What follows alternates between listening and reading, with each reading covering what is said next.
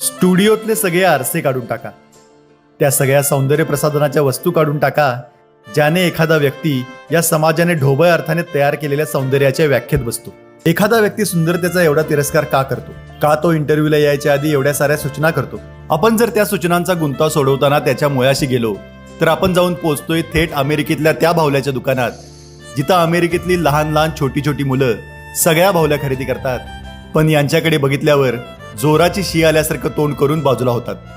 मग बरीच वर्ष त्या दुकानाच्या एका कोपऱ्यात पडून एकटेपणा सहन केल्यानंतर त्या दुकानात येते एक लेडी बाहुली, जिला बघून तोंडातून पहिली प्रतिक्रिया येते, माझा आत्मा तुझ्यात, तुझा आत्मा बाहेर. Soul exchange.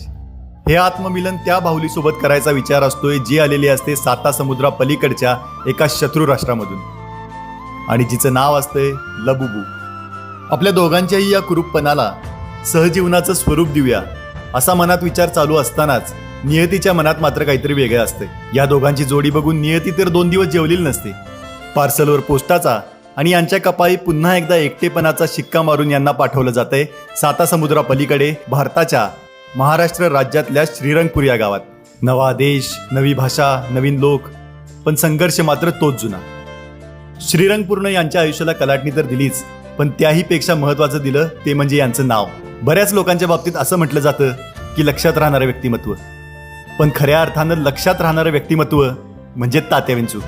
ओम फट स्वाहा.